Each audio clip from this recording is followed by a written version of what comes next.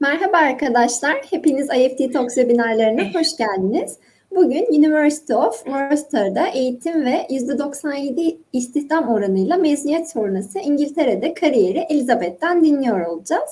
Lütfen sorularınızı questions kısmından sormayı unutmayın. Yes, Elizabeth, the stage is yours now. Hi everybody, my name's Elizabeth and I'm from the University of Worcester. So first, welcome to our presentation. Has anybody been to the UK before? My colleague Zainab is going to let me know. If you could just pop your answers in the chat.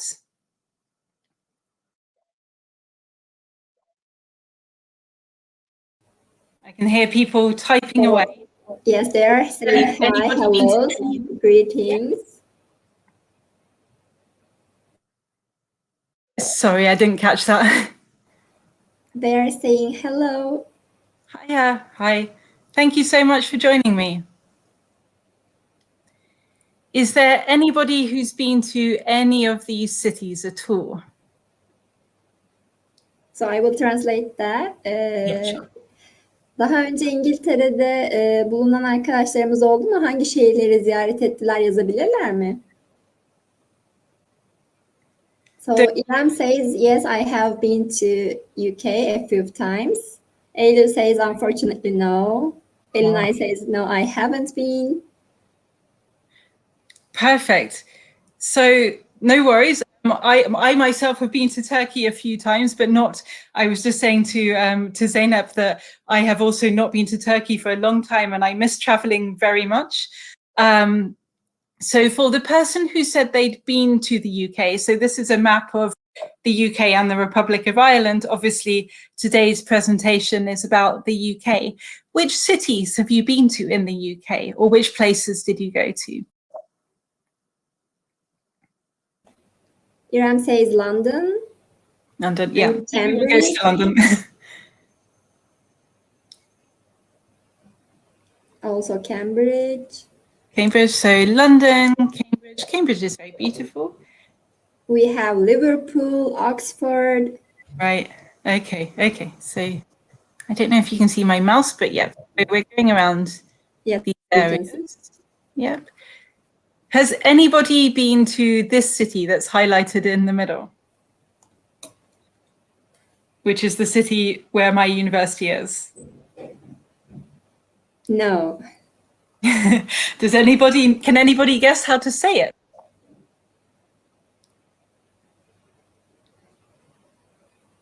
So I believe the correct pronunciation would be like Worcester. Yeah, very good, very good. It's Worcester, exactly, yeah. So as you can see, the UK is filled with places that are quite difficult to pronounce. Places like Leicester, Gloucester, and Worcester is one of them.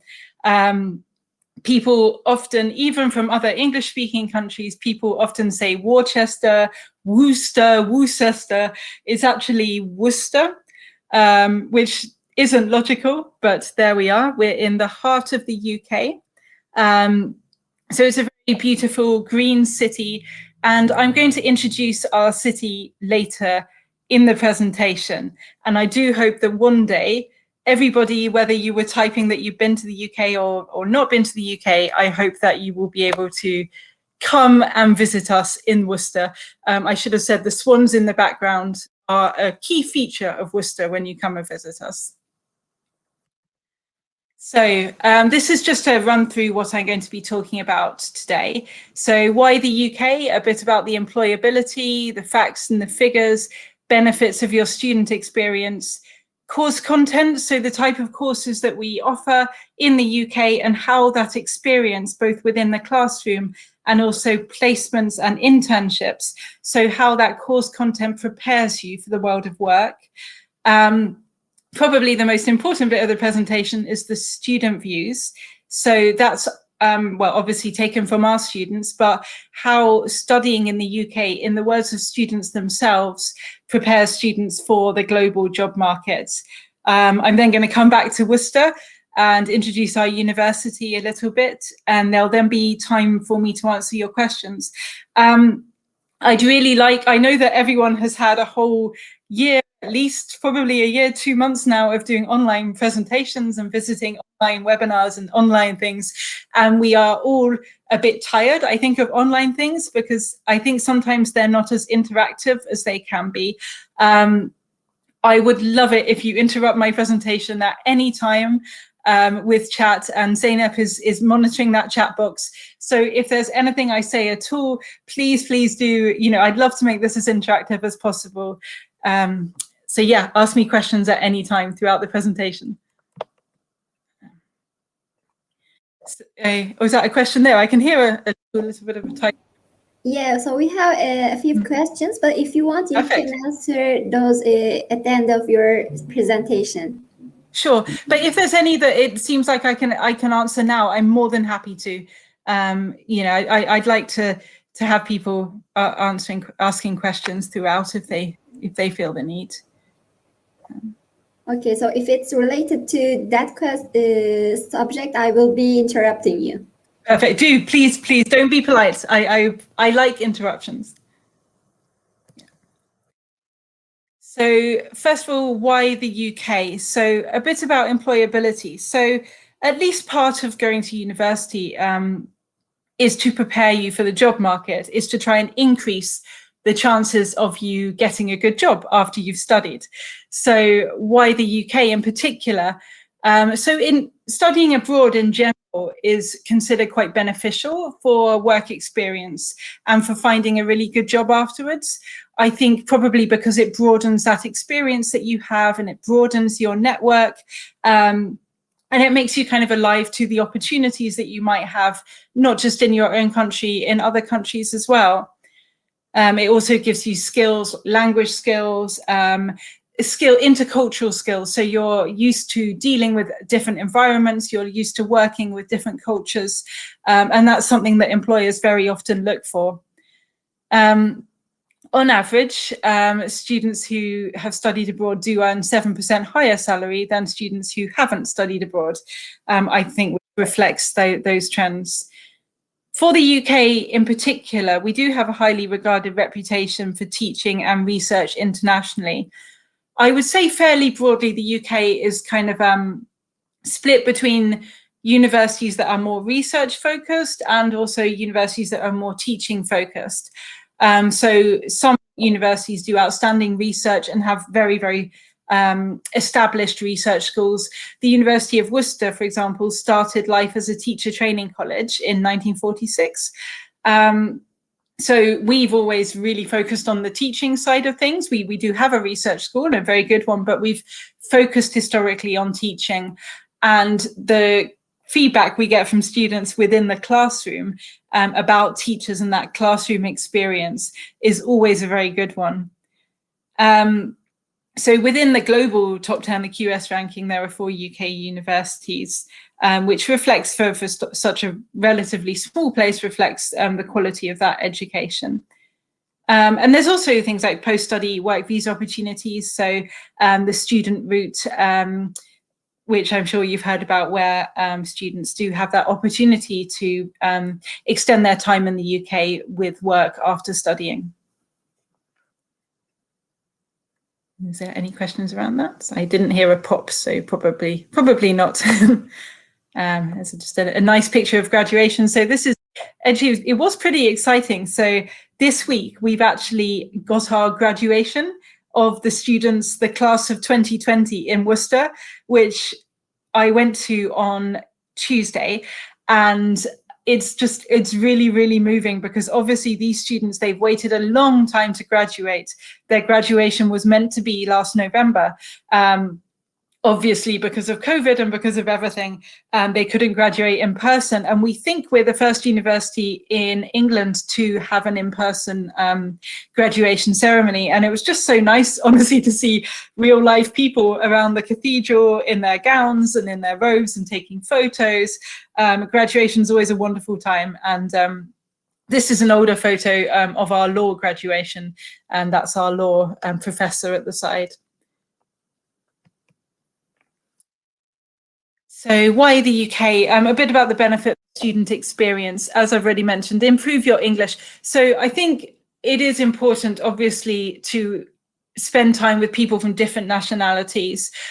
So sometimes if there's too many of one nationality, which we found, students don't necessarily improve their English. It is as well up to the student to make sure that they make friends from lots of different countries, including British people, of course, join clubs, join societies, really be outgoing and interact with the lecturers. And of course, then your English will improve. Another thing is there's a range of paid part-time work in, for example, the Worcester area and in other cities, other universities. That's, again, a very good way of improving your English.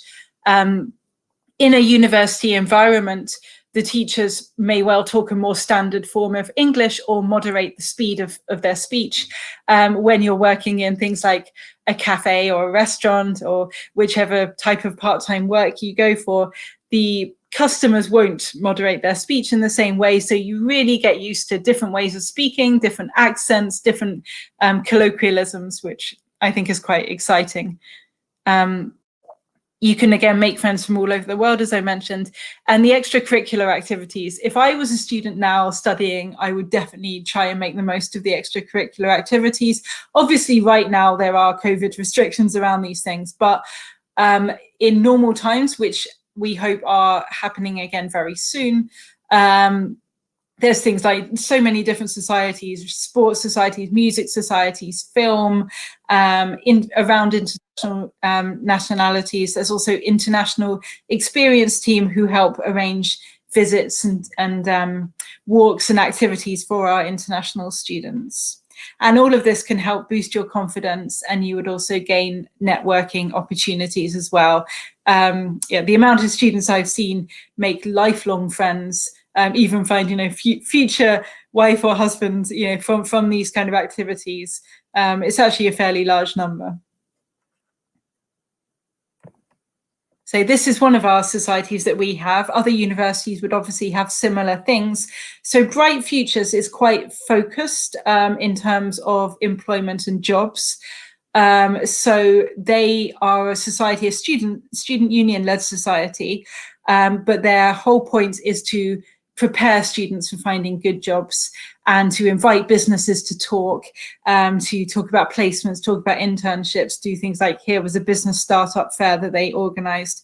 So everything around the world of work, really, and preparing students for that world of work.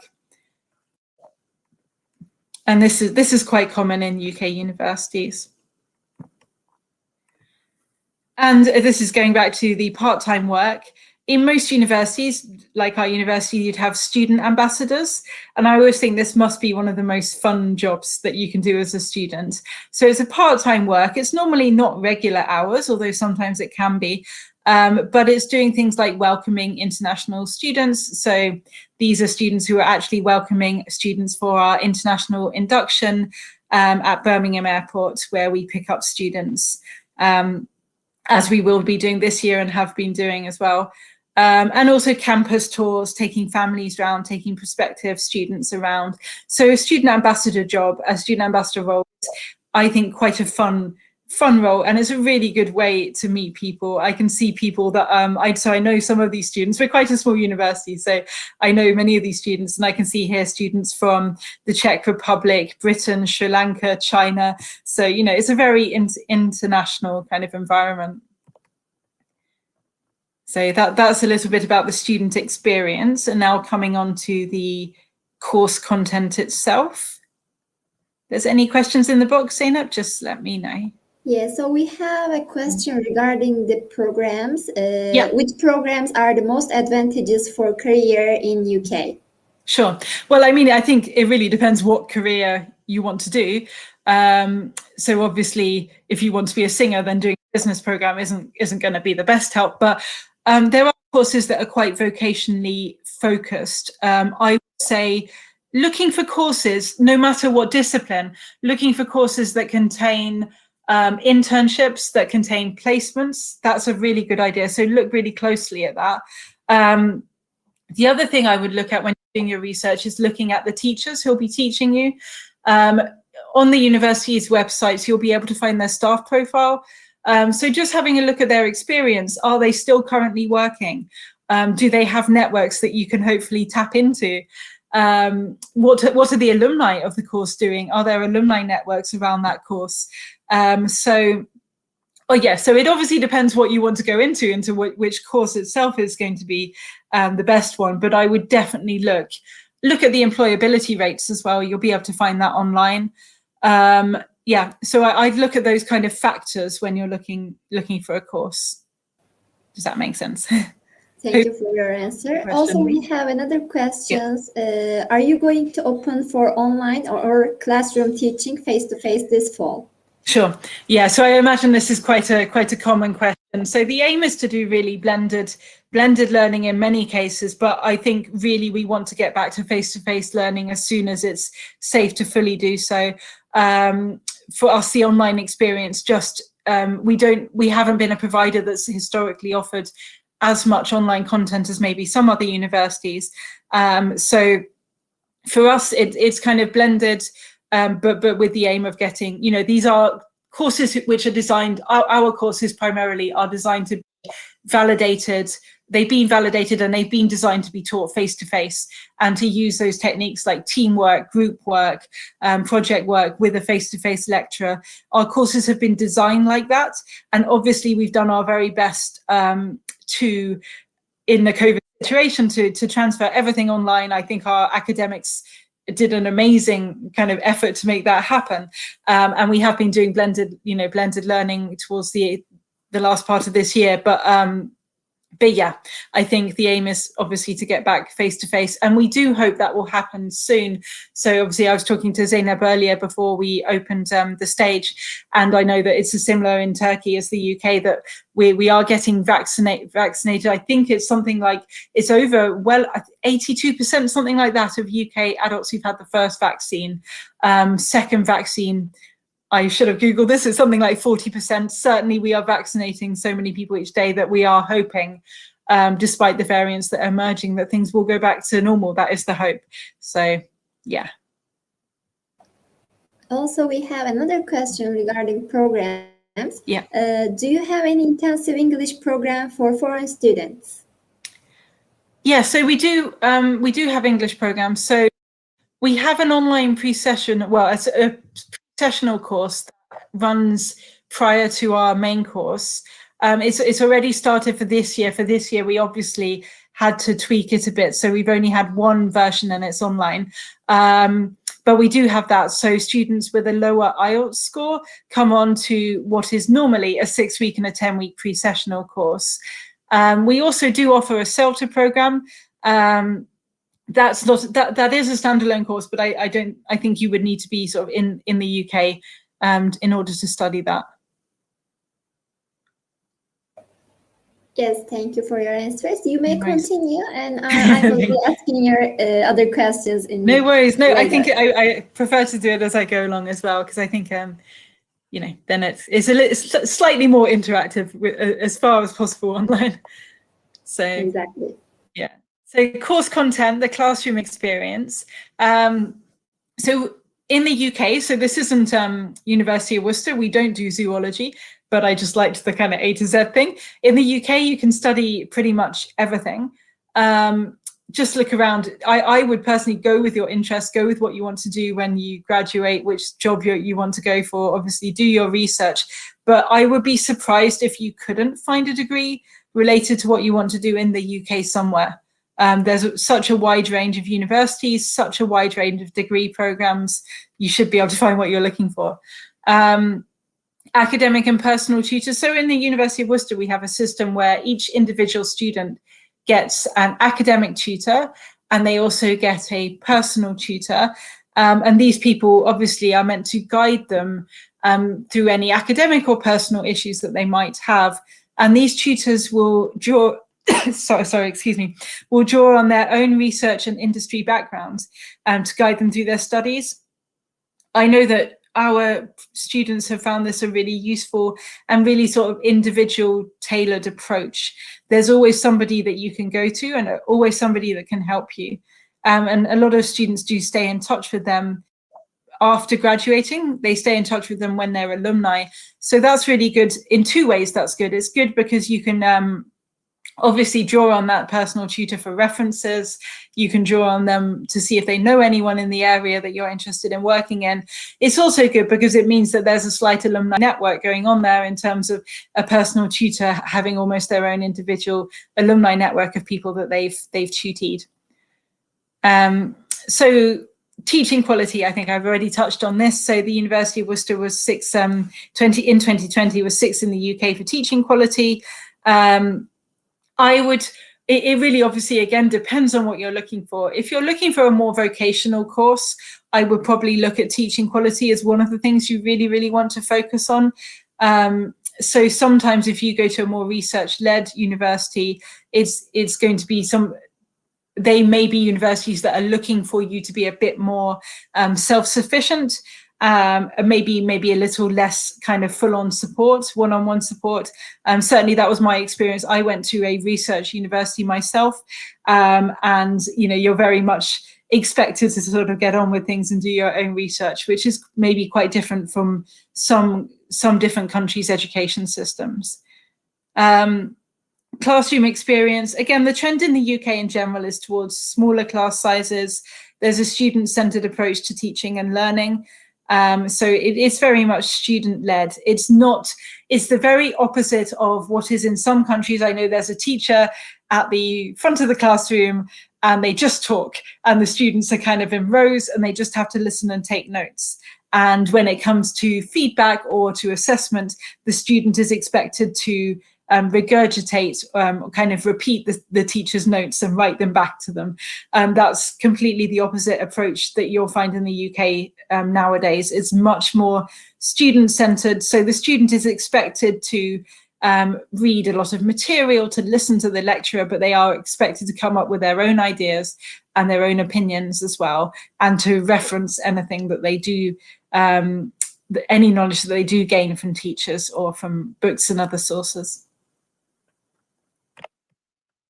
So the courses are you'll find a lot of vocationally relevant courses. At the University of Worcester, I say our key courses are vocationally relevant. So we have nursing, we have teaching, nutritional therapy, physiotherapy. Excuse me, we're opening a medical school in 2022. So from our background, it's very vocational. Obviously, business courses can be extremely vocational. Look at things like internships and placements. Look at which partnerships and links universities would have with schools, hospitals, businesses. So we have a school of sport, which is one of our biggest schools. And again, we have links with various sports clubs, football teams, rugby teams, so basketball teams, and that kind of thing, and also work placement opportunities. And in general, I say in the UK, there's the theory that you learn in the classroom, you are expected to apply later on, or in placement in internship, you're expected to apply that theory to a real work setting. So if you learn something, you're expected to then go and actually do it. So we have a question, Yeah. Elizabeth. Do you offer English prep year? We don't offer an English prep year currently, no, I'm afraid. Okay, our next question is, can Turkish students get acceptance for nursing program without any pre-med or similar program? Do they need to A-level? So nursing, we do have a BSc honours nursing program. You would just need to meet the standard Turkish undergraduate entry requirements, which I will outline later on. So you don't need to do a special pre-med. You do need equivalent to GCSE at maths and English, but you certainly don't need any pre-med to do the nursing. It is a more slightly selective course, and it is a course with earlier timelines. So, for example, our September 21 course has already closed. The applications closed on the 24th of May. Our next intake is March 2022. So if you are interested in nursing, please do let me know. My email address will be at the end of the presentation.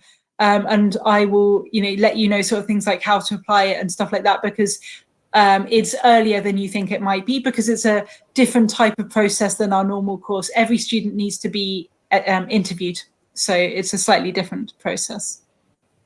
Yes, thank you for your answer. Also, we have another question regarding GPA requirements. So what is the minimum GPA requirement for finance master programs? Is it possible to get acceptance with lower than 2.5 GPA? Ooh. Should I skip to the entry requirement page? I probably can and then go back. I hope I can go back again.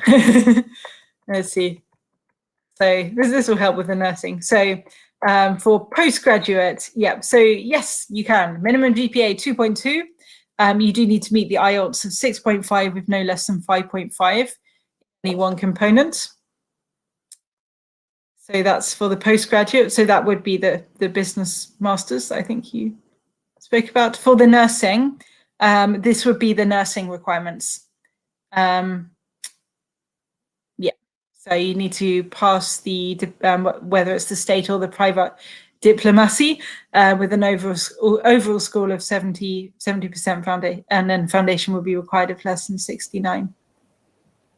So. All right. So we have another question regarding, do you have any specific partner companies for internship opportunities? Yeah, so yes, we do actually.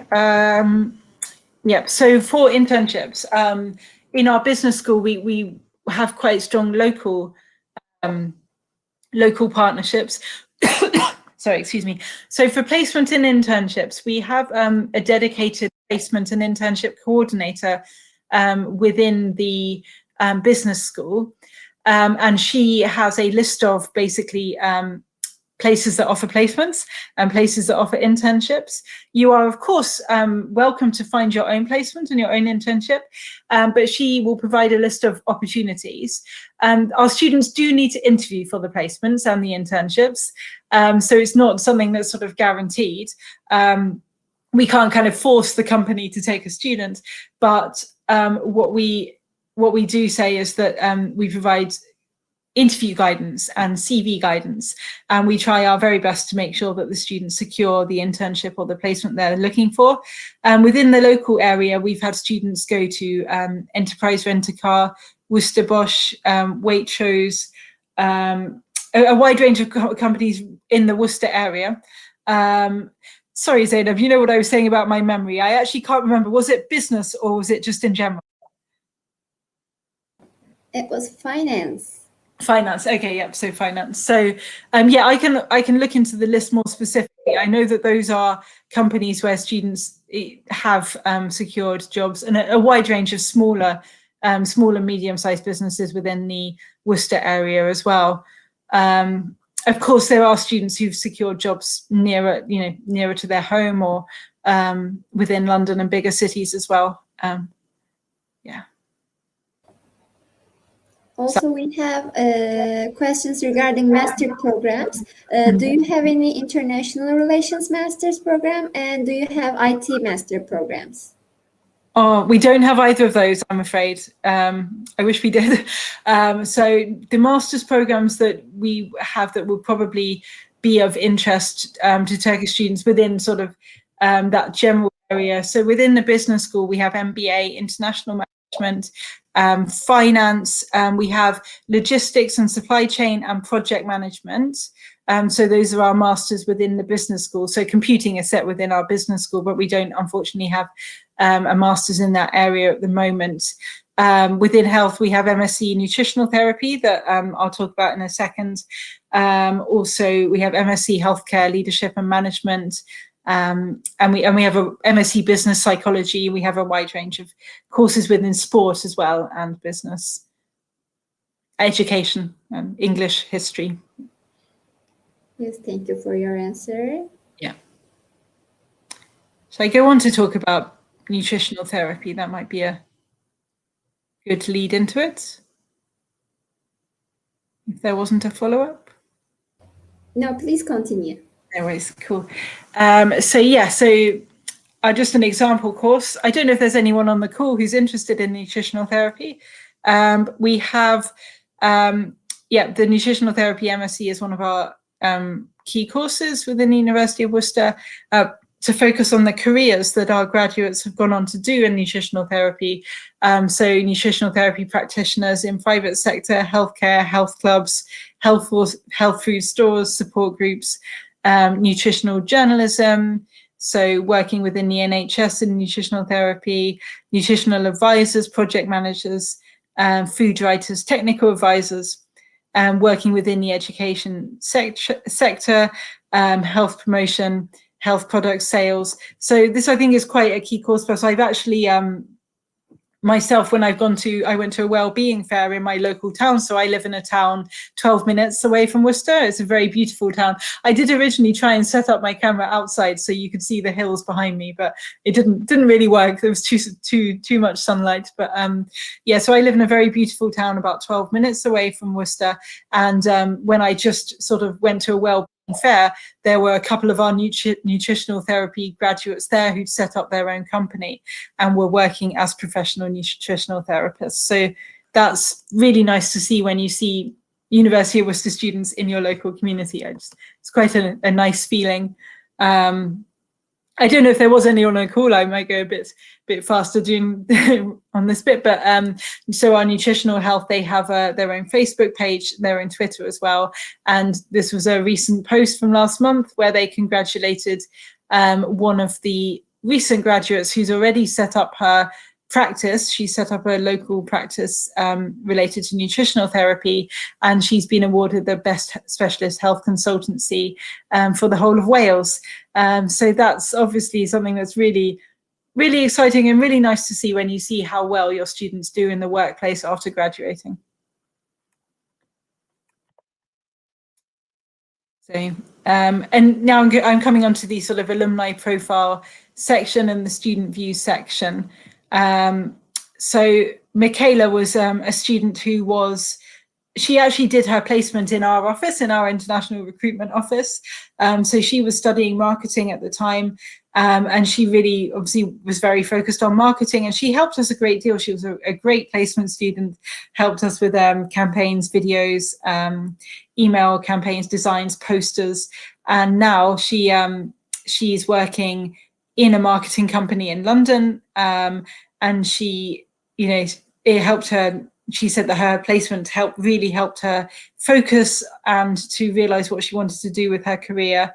And she said that the degree in the University of Worcester, by its focus on practical courses and real life case studies, and also working with diverse groups, so working with people from different countries, that really helped her kind of enter the workplace and enter the world of work, and make a valuable contribution to it.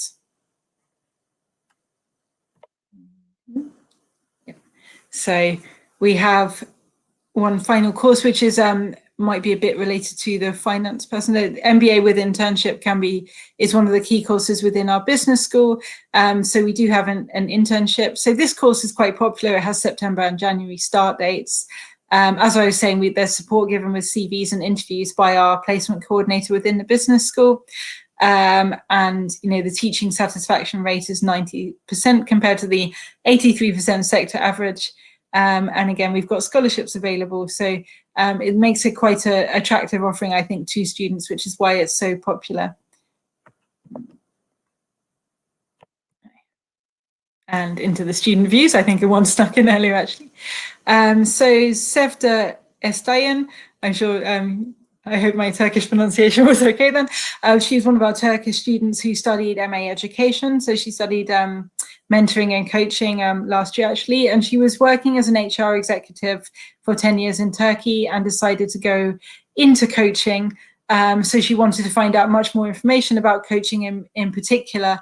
And she really enjoyed studying at the University of Worcester because there were professionals who gave her knowledge and insights about education and coaching. And she, this helped her to realize her aim in Turkey. So she thinks it took her one step to going forward in the job market. This is Kong, who I knew quite well when he was studying. He studied undergraduate degree with us for 3 years, screenwriting and illustration. He's from Vietnam originally.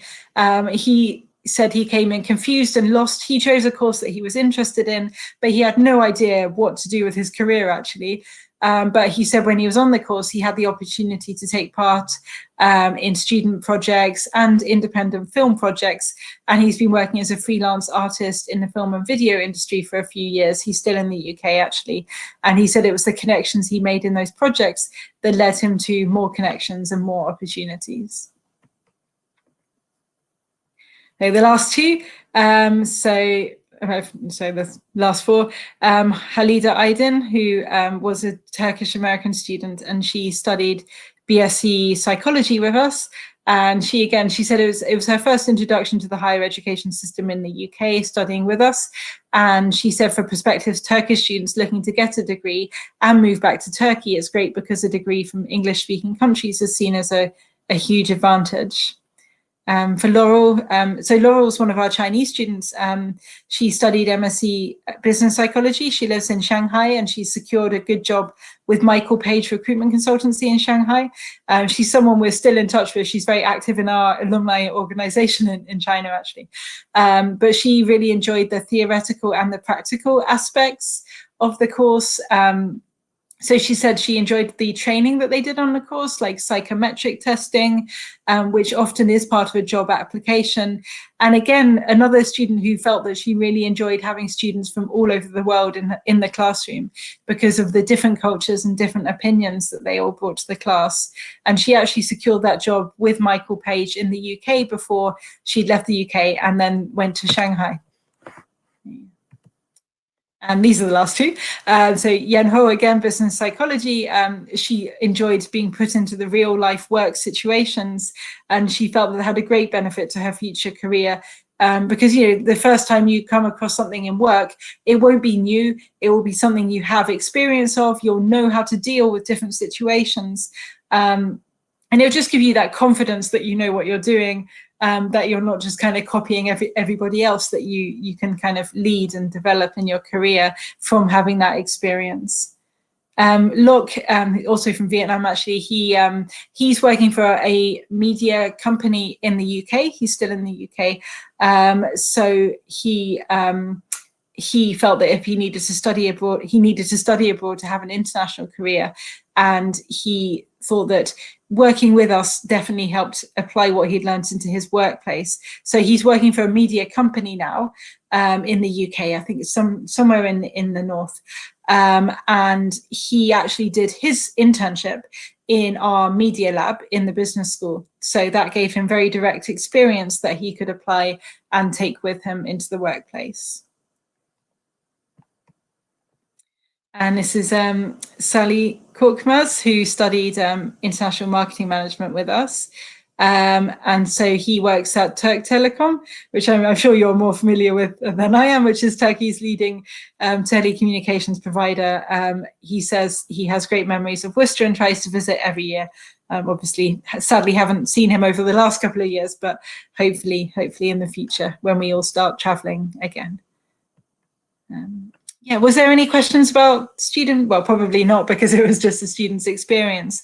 But if there were any, do let me know, Zeynep. Yes, you may continue, Elizabeth. Cool, yeah. So yeah, finally, to introduce our universities. So University of Worcester. Hopefully those of you who haven't been to the UK or have been to the UK will get a chance to come and see us shortly. So this is the River Severn, which is the longest river in the UK. I'm trying to remember the places in the UK that people said they'd been to. I don't think there was anywhere on the River Severn, but it's a very long river that basically goes. It goes from Wales to Bristol, or Bristol to Wales, but it goes in a long curve like that, and it's actually the longest river in the UK, and it goes right through the heart of Worcester. Which is where you saw those swans floating earlier as well, and it's very pretty. It definitely adds to the city. So the University of Worcester is where I've worked since 2013. I'm not from Worcester originally. I'm from the south of England. So when I came to Worcester in 2013, everything was new to me too. I hadn't really been to Worcester much at all. And so I was really impressed with the environment, with how beautiful the surroundings were, how peaceful, how sort of traditional and quiet everything was. This was one of the buildings that I fell in love with the most. It's called the Hive, because it's meant to look like a beehive. I don't know if you can sort of see that. It's got kind of gold patterns that are meant to look a little bit like the hive of a bee. And it's actually our library. So there are 4 floors of books there. It was opened by the Queen of England, Elizabeth, in 2012. And so just the year before I joined, so I missed her visit, but she opened it in 2012.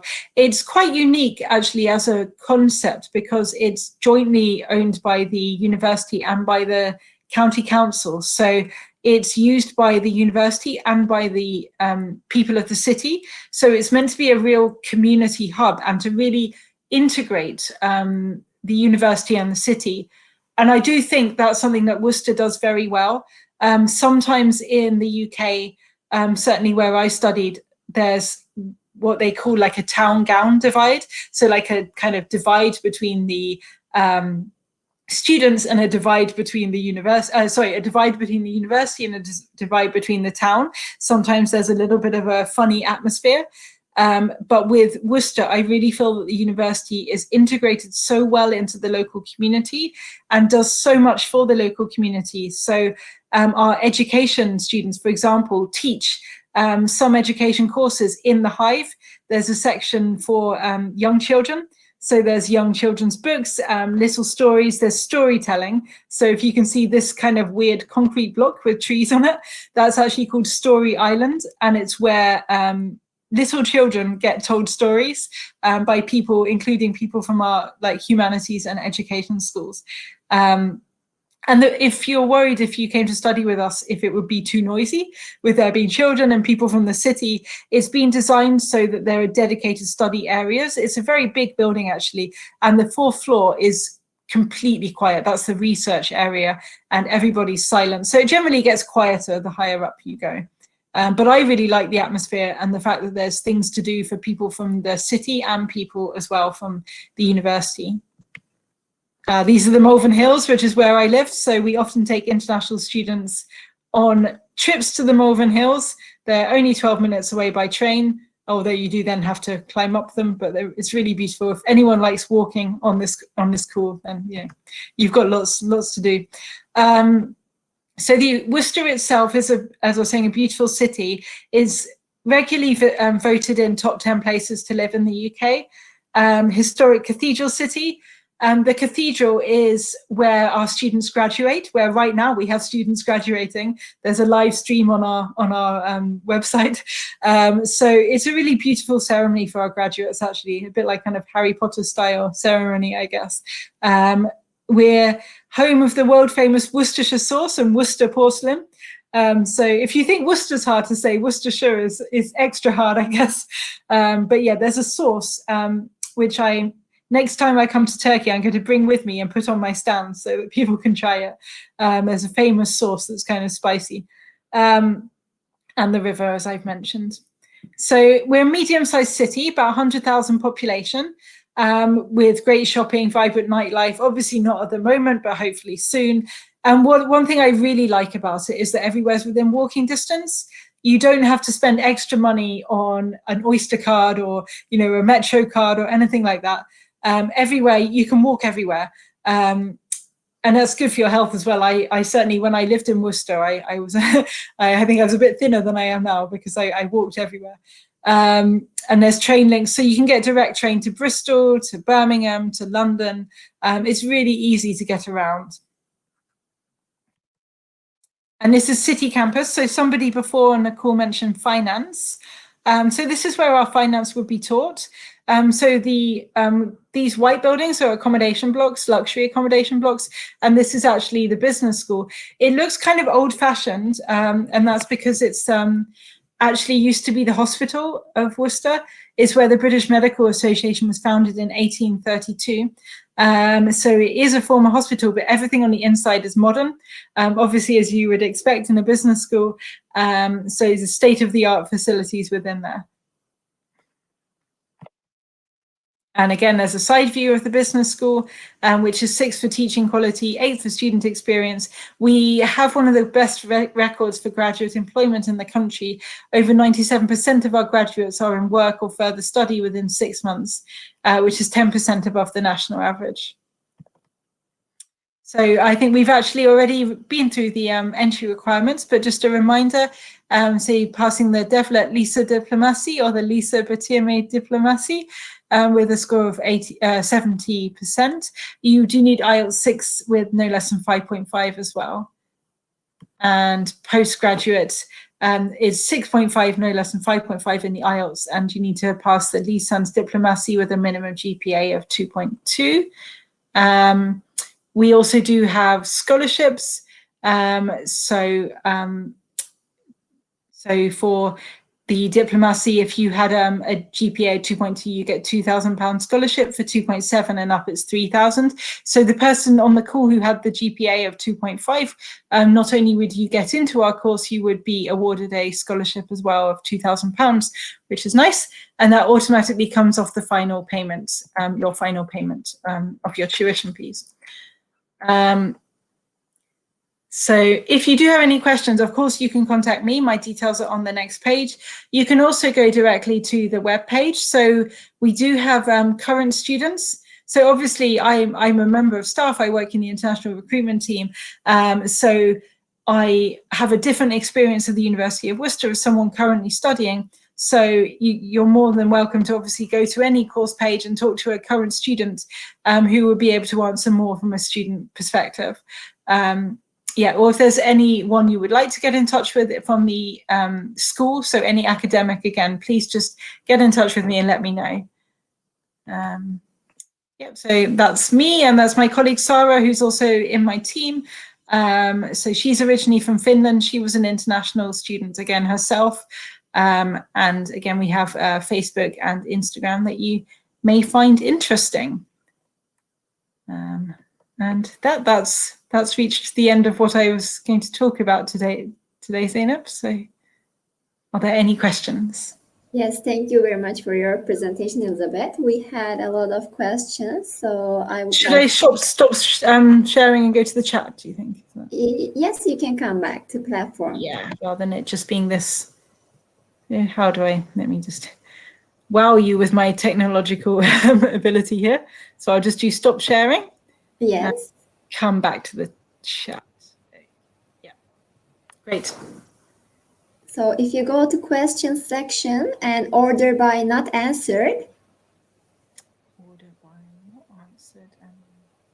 you can answer the remaining questions, or I can just address them to your screen. Okay, perfect. Yeah, okay. Do you have any programs about computer science? Yep, we do. We do have BSc Honours in Computing. Yep, so yeah, we do have a BSc. I can put the link in the chat to that course if you want. Let me do that. It'll be very quick. I will just find the computing.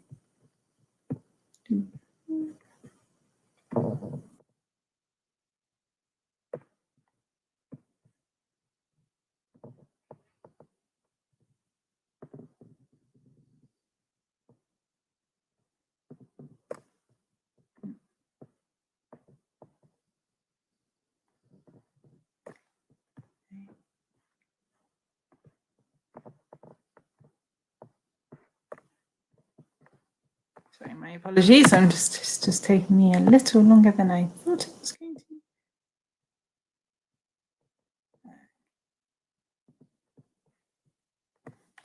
Something didn't work in my search just now, but now it's worked. So that's the computing. Oh, do I just click it? I'm clicking enter, but it's not going in. Oh, I see. Yep, sorry. Tech fail there. Yep, I've just put the computing course in the chat. Okay, so we had a question about AP requirements. So what are your requirements? The AP, I believe that's an American qualification. Let me just go to our USA requirements.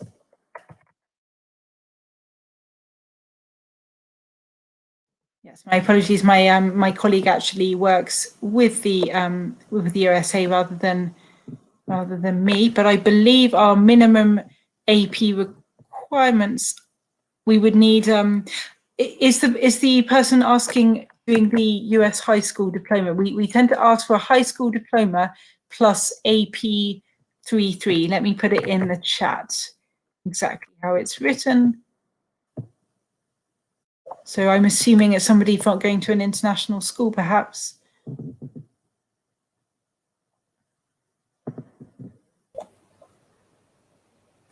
Yeah, I don't know if you can see my answer. I put our AP sort of US high school requirements on there.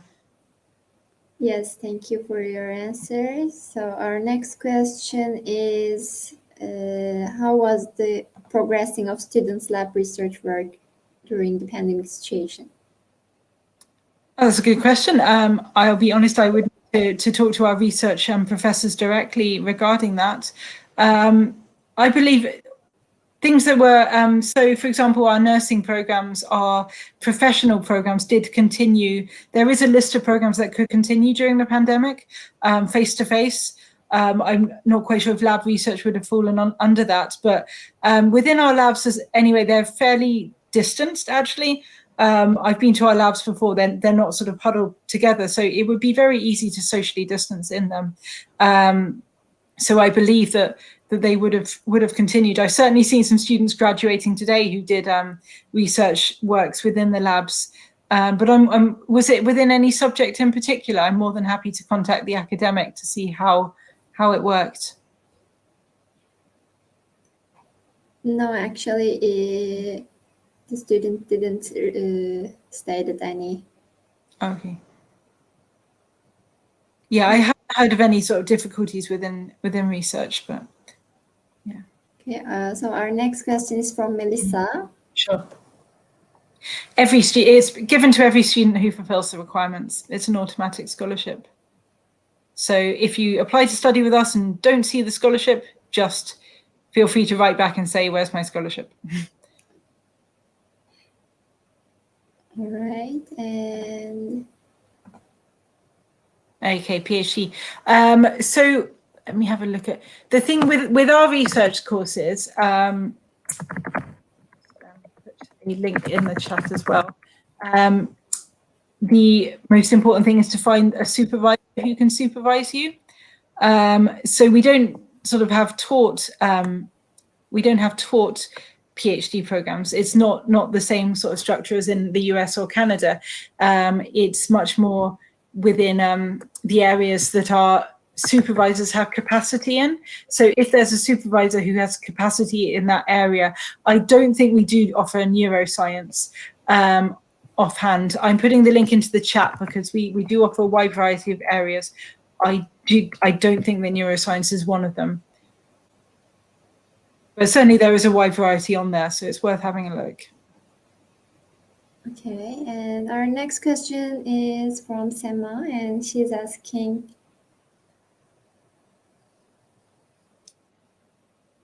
oh, so you're asking about the student route. Yep, so you should be able to once you have a conditional offer to study with us, our visa team. So we have a dedicated visa team. I can put their email actually in the chat maybe.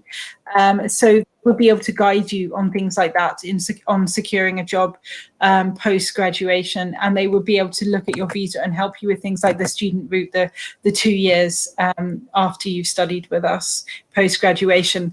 But yeah, there's no sort of, obviously we can't guarantee it, but there's no real reason why not. We could we are aiming to provide that support in terms of our career service, kind of signposting students to jobs, and our visa team would be able to help provide advice on how to apply for that as well. Yes, our next question is, do you have any dual degree programs with Turkish universities? We don't have dual degree programs currently. We do have a number of exchanges. So we have, let's see if I can remember the names of the universities that our exchange team do have exchanges with. Let me just.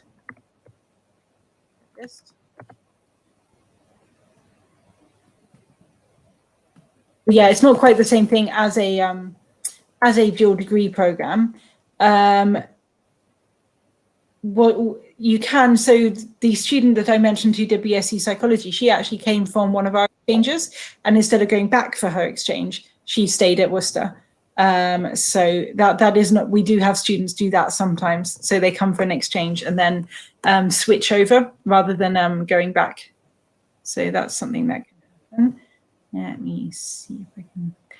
It's Aydın University Istanbul is our exchange that we currently have in Turkey, and I believe there is a couple more.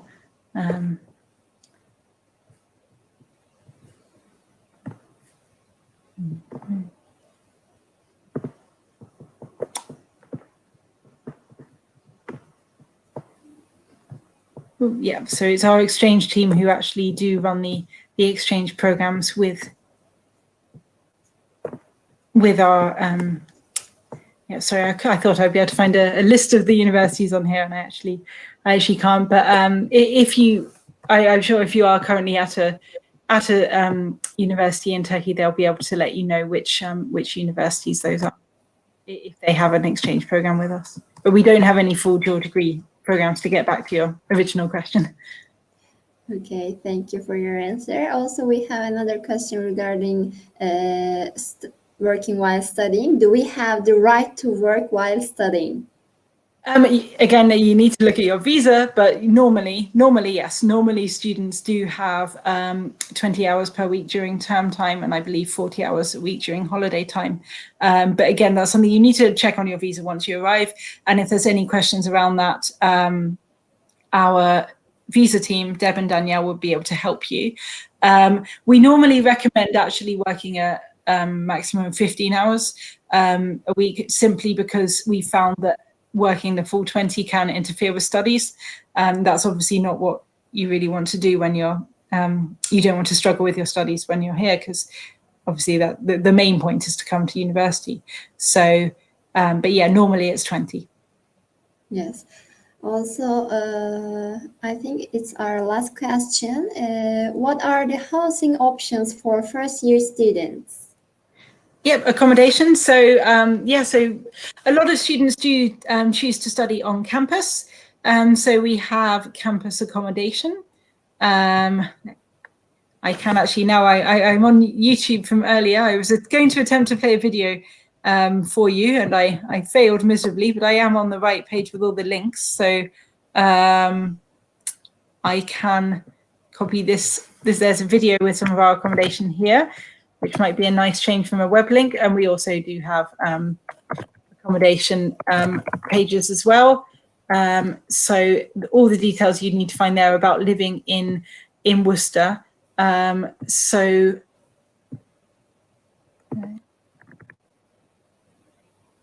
we have a variety of accommodation. So a lot of our students choose to live in halls. So we have a range of accommodation, not just luxury accommodation. There's also basic accommodation. There's a range of accommodation. All of our accommodation would have, you'd have your own room. So we don't have any sort of dorms or sharing. Everyone gets their own room. So the traditional hall is the cheapest, that's £108 a week. And then we've got the ensuite premium, which obviously has an ensuite bathroom with it, and that's £184 a week. So they run for the standard 39 weeks throughout term time. A lot of students do find accommodation cheaper elsewhere. So they go to websites like StudentPad, and our accommodation team can give you the password for that once your students, once you're in the position to start applying and looking for accommodation. And a lot of students, when they share houses, can find cheaper options. Worcester in general is actually one of the more affordable than some of the bigger cities that you might be considering. But yeah, the link I sent is the link to all accommodation. And when you go there, you also find a little bit about private student housing and living in a university managed house, and also how to apply for the accommodation. Yes. Yeah, we are providing some free accommodation for students who need to self-isolate as well for that extra period before the accommodation contract starts. Thank you very much for your answers, Elizabeth. I think we covered all of the questions. Could you please go to chat box and leave your email so that the participants can directly contact you? Okay, I need to click everyone, don't I? Yeah, I think I was. Yes. My email is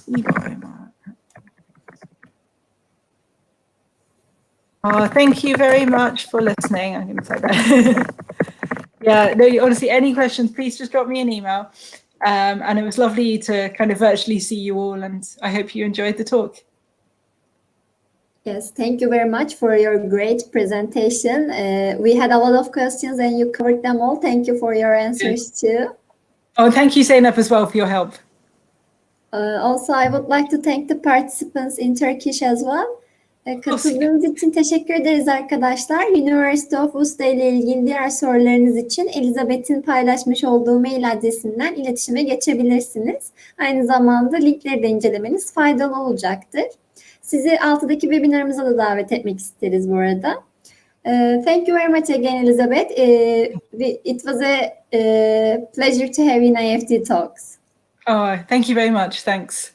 Okay, I guess I just close the window and say goodbye. Yes, thank you. Take care. Bye-bye.